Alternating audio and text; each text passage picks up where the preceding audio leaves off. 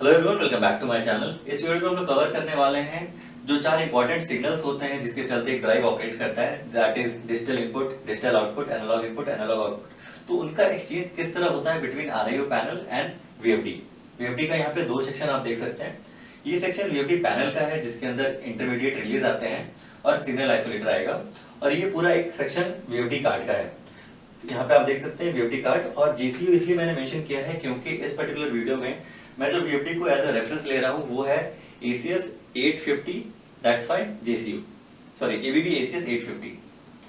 Okay, so left side से start करते हैं। सबसे पहले यहाँ पे आप जो देख रहे हैं वो स्कैडा है। स्कैडा जस्ट फॉर रेफरेंस है। यहाँ पे स्कैडा मीन्स जो कंट्रोल रूम में ऑपरेटर बैठा हुआ है उसको ड्राइव का क्या स्टेटस है वो इससे देख के पता चलता है। ओके, फॉर एग्जाम्पल ड्राइव अभी रेडी कंडीशन में है तो उसके लिए मैंने R लिखा है। M मॉड्यूलेटिंग, अगर आप ड्राइंग को चेक करिएगा तो वहां पे रनिंग की जगह पे मॉड्यूलेटिंग यूज करता है M। और या तो ट्रिप कंडीशन में है। रेडी कंडीशन में ब्लू इंडिकेशन चलेगा, रनिंग कंडीशन में ग्रीन होता है और ट्रिप कंडीशन में रेड हो जाता है। और कितने रेफरेंस पे ड्राइव को एक्चुअली मोटर को रन करना है वो यहाँ से ऑपरेटर सेट करेगा मैनुअली। फॉर एग्जाम्पल यहाँ पे 75% मैंने लिखा है। और उसके बाद जब ड्राइव रनिंग है, मोटर रनिंग है, तो वो कितनी स्पीड पे रन हो रहा है वो इसको यहाँ पे दिखेगा। यहाँ पे 75 मैंने रेफरेंस लिया था, 72% पे रन हो रहा है। वो क्यों रन हो रहा है उसके बाद उसको ट्रबल शूटिंग करना पड़ेगा, क्या प्रॉब्लम है यहाँ पे वो हम लोग आते हैं आगे पार्ट में। और उसके बाद कितना करंट ले रहा है वो भी उसको पता चलता रहेगा, मोटर कितना करंट ले रहा है, ड्राइव कितना आउटपुट करंट दे रहा है। ओके, अब आते हैं आरआईओ पैनल पे। सो स्कैडा और वीएफडी डायरेक्टली कनेक्टेड नहीं होते हैं, वो कनेक्टेड होते हैं बिकॉज इन बिटवीन जो आरआईओ पैनल है उससे, और इन दोनों का जो कनेक्शन है वो OFC, फाइबर ऑप्टिक केबल। तो ये जो पार्ट था हमारा यहाँ पे कंप्लीट हो चुका है, जो बेसिक इंट्रोडक्शन था। अब आते हैं जो हमारा मेन पार्ट है, मेन पोर्शन है इस वीडियो का, उस पे सबसे पहले ड्राइव रनिंग कंडीशन में है, रन होगा, स्टॉप होगा, वो इस जगह से जाएगा। पर उससे पहले सॉरी, ड्राइव का जो स्टेटस है, जैसे कि हमने सबसे पहले स्टेटस चेक किया ना, रेडी है, रनिंग है या फिर ट्रिप है, तो वो चीज यहाँ से आता है। ड्राइव में एक इंटरनल रिले होता है, यहाँ पे आप देखिएगा, ड्राइव में भी अगर आप देखिएगा तो आपको दिखेगा एक इंटरनल रिले होता है 24 वोल्ट का। सो ड्राइव का जो कार्ड है वो आपको बताएगा कि ड्राइव किस स्टेट में है। टोटल तीन कार्ड्स होते हैं। यहाँ पे मैंने सिर्फ तीन रिलेज होते हैं, मैंने सिर्फ पहला रिले लिया है एग्जाम्पल, तीनों इक्विवेलेंट काम करता है। ये रिले है रेडी के लिए, रेडी रिले। और ड्राइंग में देखिएगा तो आप R01 करके डिनोट रहता है। Similarly R02 for running and R03 for trip condition. अब ये इंटरनल रिले जो है यहाँ पे आप देखिएगा वो 24 वोल्ट पे काम करता है। अगर ड्राइव हेल्दी कंडीशन में है तो जो 110 वोल्ट है वो यहाँ से आएगा, ये पैनल के अंदर है, पैनल का जो 110 वोल्ट है वो इधर आएगा और NC होके यहाँ पे जो इंटरमीडिएट रिले है, ड्राइव का जो रिले है उसको हाई करवाएगा। अब हाई करवाने के बाद स्कैडा तक जो सिग्नल पहुंचेगा वो अब यहाँ से पहुंचेगा, आरआईओ पैनल से इधर आएगा। आरआईओ पैनल में 110 वोल्ट रहता है, ठीक है। यहाँ पे R मैंने इसलिए मेंशन किया है क्योंकि आरआईओ पैनल का 110 है। और ये फ्यूज से होते हुए इस रिले तक जाएगा जो वीएफडी में, ये जो सेक्शन है वो वीएफडी का है, इंटरमीडिएट रिले का। यहाँ गया, ये ऑलरेडी हाई था तो ये इसको NC है, NC होने के बाद ये वापस यहाँ आया। तो ये है आरआईओ पैनल में, आपको पता है बहुत से कार्ड्स होते हैं, that is DO card, digital input card, analogue output card और analogue input card. So digital input card से 110 गया, यहाँ से आया और वापस इस तरफ आया, और ये फिर फाइबर ऑप्टिक केबल के थ्रू इसमें जाएगा, स्कैडा के पास जाएगा।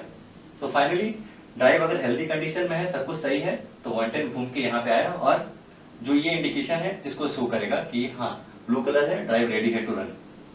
अब रेडी होने के बाद रन करना है, तो रन करने के लिए यहाँ से कमांड जाता है, जो भी बटन प्रेस करेगा उसके बाद यहाँ पे एक ट्रांजिस्टर रहता है आरआईओ पैनल में, वो ट्रांजिस्टर हाई होता है। ट्रांजिस्टर हाई होने के बाद एक इंटरनल रिले रहता है आरआईओ पैनल के अंदर DO कार्ड में। सो ये इंटरनल रिले सिमिलरली 24 वोल्ट का रहता है, ये हाई होगा। ये हाई होने के बाद यहाँ पे अगर आप फिर से देख रहे हैं तो 110 वोल्ट जो हमने यहाँ पे देखा था, ड्राइव में 110 वोल्ट रहता है, तो ट्रांसफॉर्मर कन्वर्ट करता है 415 वोल्ट को 110 वोल्ट में, ये सब यूज के लिए। तो 110 वोल्ट पैनल से आया, यहाँ पे सिंस स्टार्ट कमांड दिया है और ये पिक करेगा। ये पिक करने के बाद 110 वापस यहाँ पे आया और यहाँ पे ऑलरेडी न्यूट्रल था, तो A1 110 मिल गया, A2 न्यूट्रल ऑलरेडी है, तो यहाँ पे जो रिले है इसको हाई करेगा, दैट इज इंटरमीडिएट रिले। अब इसको हाई होने के बाद अगर ये हाई हो गया, दैट मीन्स एनसी हो गया, तो ड्राइव का जो कार्ड है, कार्ड 24 वोल्ट पे काम करता है। 24 वोल्ट यहाँ से आएगा, ये एनसी हुआ पड़ा है, और वापस से स्टार्ट स्टॉप के लिए कमांड जाएगा। सिमिलरली जब इसको स्टॉप करना रहता है तो यहाँ पे 24 वोल्ट हट जाता है बिकॉज ऑफ ट्रांजिस्टर, ये ओपन हो जाता है, और सिमिलरली ये जो सर्किट है ये कंप्लीट नहीं होता है। ओके, तो इस तरह से ड्राइव स्टार्ट स्टॉप होगा।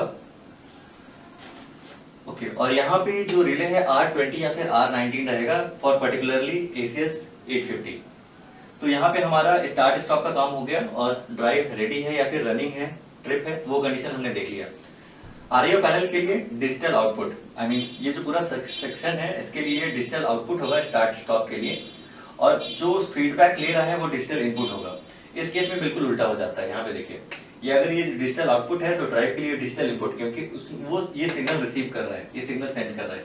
अभी यहाँ पे ये सिग्नल सेंड कर रहा है इसलिए डिजिटल आउटपुट, और ये रिसीव कर रहा है इसलिए डिजिटल इनपुट। तो डिजिटल इनपुट आउटपुट का सेक्शन हो गया हमारा। फाइनली आते हैं एनालॉग इनपुट और एनालॉग आउटपुट पे।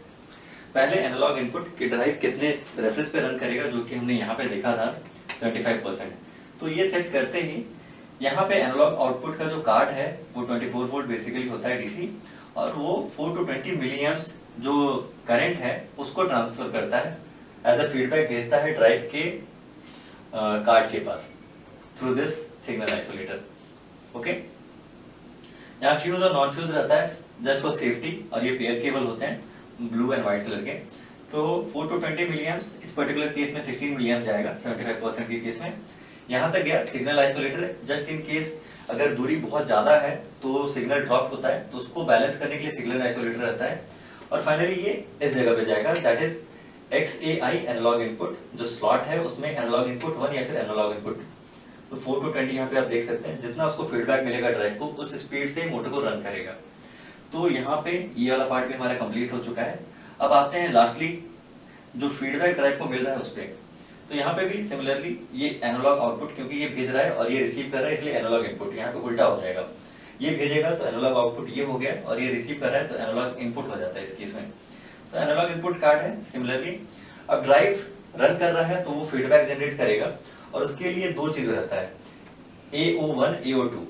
पहला है स्पीड फीडबैक AO1 और AO2 करंट फीडबैक। तो दोनों का प्रिंसिपल बिल्कुल सेम है। यहाँ पे जो कार्ड था आरआईओ पैनल का वो 4 to 20 मिलीएम्प्स जनरेट कर रहा था और इसके पास रिसीव हो रहा था। यहाँ पे ये ड्राइव इंटरनली जनरेट करेगा 4 to 20 मिलीएम्प्स, और ये through signal isolator back to जो आरआईओ पैनल है उसके एनालॉग इनपुट कार्ड के पास भेजेगा।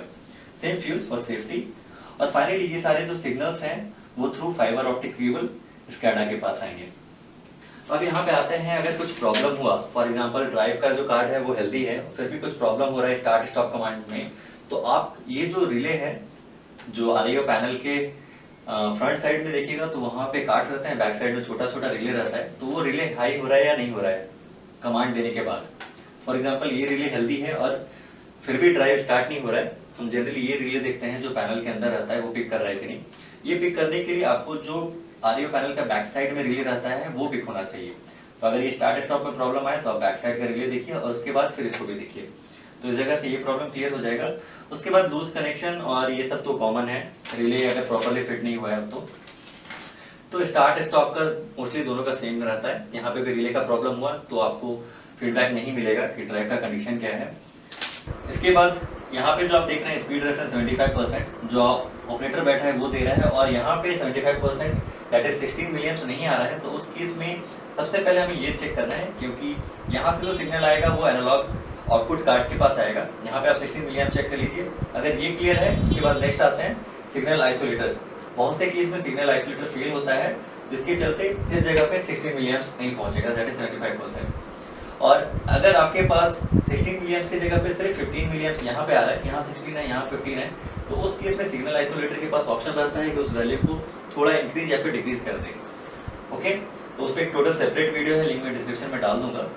तो इस तरह से जो एनालॉग आउटपुट है और एनालॉग इनपुट हुआ ड्राइव के केस में, कार्ड के केस में, उसे आप चेक कर सकते हैं। और उसके बाद सिमिलरली जो यहाँ से एनालॉग आउटपुट जनरेट होगा, जैसे कि यहाँ पे 4 to 20 मिलियन जनरेट हुआ था, सिमिलरली 4 to 20 मिलियन कार्ड भी जनरेट करेगा रनिंग कंडीशन में, तो वो एनालॉग आउटपुट हो जाएगा। यहाँ पे देखिए analogue output, feedback, speed feedback और करंट फीडबैक 4 to 20 मिलियन, ये यहाँ पे सिग्नल आइसोलेटर के पास आता है।